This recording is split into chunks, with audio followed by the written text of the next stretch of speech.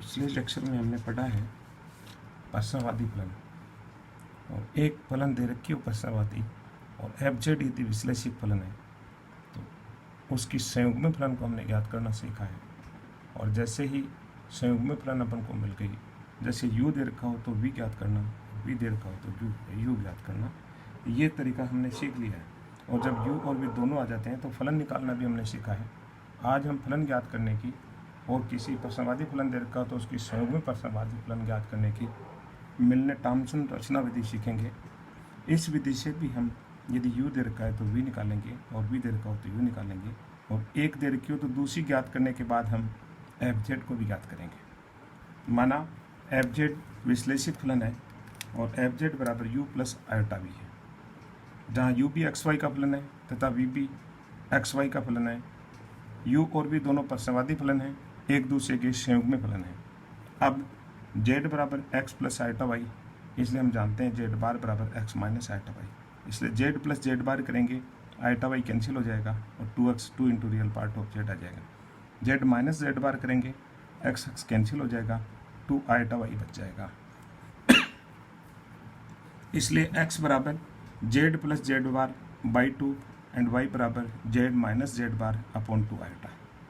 तो F Z को मैंने वापस लिखा, एफ जेड बराबर u एक्स वाई का फलन है एक्स वाई, एक्स की जगह z प्लस z बार बटे 2 लिखना है, y की जगह z माइनस z बार बटे 2 आयोटा लिखना है। और इसी प्रकार v भी एक्स वाई का फलन है तो v एक्स वाई की जगह भी x और y की जगह x और y के मान रख देने हैं। अब z बराबर z बार लिया हमने तो देखा कि z बराबर z बार लेंगे तो यहाँ 2z हो जाएगा, 2 से कैंसिल होकर के x के स्थान पर z रह जाएगा और y के स्थान पर 0 आ जाएगा। इस प्रकार से एफ जेड बराबर u z0 और प्लस आयोटा v z0। देखिए z बराबर x प्लस आयोटा y है, यदि y के स्थान पर 0 रख दूं और x के स्थान पर z रख दूं तो वापस z बराबर z हो जाता है। यही हुआ है, x के स्थान पर z है और y के स्थान पर कितना है 0 है। इससे फलन के मान में कोई परिवर्तन नहीं होगा क्योंकि z बराबर x प्लस आयोटा y है, y की जगह 0 रख दिया, आयोटा y 0 हो गया, x बच गया और x की जगह पुनः z रख दिया, z बराबर z आ गया। इस प्रकार से हमने देखा है कि एफ जेड को हम इस तरह से लिख सकते हैं, u x की जगह z और y की जगह 0, v x की जगह z और y की जगह 0। अब चूंकि एफ डैश जेड बराबर हम पढ़ चुके हैं del u upon del x plus iota del v upon del x होता है, और कोशी-रीमान समीकरण से del u upon del x का मान तो पढ़ा है लेकिन del v upon del x की del u upon del y लिख दिया हमने, क्योंकि दोनों मानों को हमने एक ही फलन में चेंज कर दिया। अब यदि u दे रखा है तो u के मान हम निकाल करके x और y के सापेक्ष आंशिक अवकलन करके और इसके मान अपन इसमें रख सकते हैं। इसलिए हमने v वाला जो पोर्शन था del v upon del x, इसकी जगह del u upon del y रख दिया।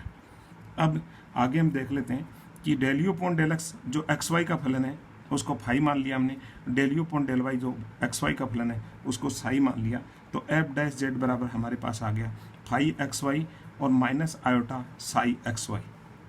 अब x के स्थान पर z रखना है, y के स्थान पर 0 रखना है, तो फाई z0 और माइनस आयोटा साई z0, अर्थात ये पूरा का पूरा जो है z का फलन हो गया। एफ डैश जेड का मान है और इसलिए इंटीग्रेशन करेंगे तो एफ जेड का मान आ जाएगा, चूँकि ये सारा z का फलन है इसलिए इंटीग्रेशन हो जाएगा और प्लस कॉन्स्टेंट ऑफ इंटीग्रेशन। इस प्रकार हम देखते हैं यदि u फलन दे रखा है तो हमने एफ जेड ज्ञात कर लिया, और जब एफ जेड ज्ञात कर लिया तो एफ जेड को हम खोलेंगे तो u और v वास्तविक भाग u होगा और काल्पनिक भाग v होगा। इस प्रकार हम इसका संयुग्मी जो फलन है उसको भी ज्ञात कर सकते हैं। इस प्रकार इस समाकलन को हल करके हम एफ जेड का मान ज्ञात कर सकते हैं।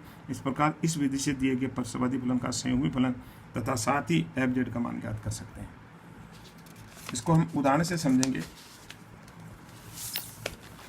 एक उदाहरण लेते हैं कि सिद्ध कीजिए कि u बराबर x cube minus thrice x y square, जो उदाहरण हमने पहले लिया था उसी उदाहरण को दोबारा लेते हैं और अब की बार हम मिलने टॉमसन विधि से इसको सॉल्व करेंगे। u बराबर x cube minus 3x y square है और ये प्रश्नवादी फलन है तथा मिलने टॉमसन विधि से इसका संयुग्मी फलन v और एफ जेड का मान ज्ञात करना है। हल, यहाँ u बराबर x cube minus thrice x y square दे रखा है, इसलिए del u upon del x किया, इसका x के सापेक्ष आंशिक अवकलन, एक्स क्यूब का 3x स्क्वायर हो गया, x का 1 हो गया, 3y स्क्वायर बच गया, माइनस का निशान है। Del u upon del y में एक्स क्यूब का 0 हो गया, y का किया तो 2y हो गया, इसलिए 6xy minus. Delta 2u upon delta x square देखा तो 6x है, delta 2u upon delta y square देखा तो -6x है। इसलिए यदि हम इन दोनों को जोड़ते हैं मान 0 आता है, अर्थात लाप्लास समीकरण संतुष्ट होते हैं, नंबर 1। तथा delta 2u upon delta x square delta 2u upon delta y square देखें x के फलन हैं और जो कि कैसे हैं, संतत हैं। बहुपदीय फलन हमेशा संतत होता है, बहुपदीय फलन है संतत है, अतः दिया हुआ फलन प्रश्नवादी फलन है। पहले तो हमने ये सिद्ध करना है कि सिद्ध कीजिए कि फलन जो दे रखा है u ये प्रश्नवादी फलन है। तो हमने इसको सिद्ध करने के लिए दोनों शर्तें सिद्ध कर दी कि इसके कोशी रीमान में ये लाप्लास समीकरण संतुष्ट हो रहा है तथा साथ ही इसके दो कोटि के जो आंशिक अवकलज हैं वो दोनों संतत हैं। ये सारा सिद्ध करने के बाद में अब हम आगे बढ़ेंगे। जो हमने विधि सीखी है उसमें एफ डैश जेड बराबर है delta u upon delta x plus iota delta v upon delta x, ये हम पहले पढ़ चुके हैं। पर्याप्त प्रतिबंध में हमारे पास ये रिजल्ट आया था एफ जेड बराबर है एफ डैश जेड बराबर। अब एफ डैश जेड का मान रखने के बाद में दोनों को यू में कन्वर्ट करना है, तो कोशी रीमान समीकरण से del v upon del x की जगह del u upon delta y रख दिया। ये फलन क्या कहलाएगा, फाई, दूसरा फलन क्या कहलाएगा, साई, और x की जगह तो z रखना है, y की जगह 0 रखना है। तो फाई एक्स वाई का मतलब phi z0, Sai x y का मतलब होता है साई z0। x की जगह z रखेंगे, y की जगह 0 तो थ्राइस z स्क्वायर, x की जगह तो हम z रखेंगे, y की जगह 0 तो गुणा में होने के कारण से इसका मान आ गया 0। देयरफॉर एफ डैश जेड बराबर आ गया थ्राइस z स्क्वायर, और इसका हमने इंटीग्रेशन किया तो एफ जेड बराबर हो गया z³/3 कैंसिल हो गया plus constant of integration. Therefore F Z बराबर z³ प्लस c। अब जब एफ जेड का मान आ गया तो हम वी फलन को ज्ञात कर सकते हैं।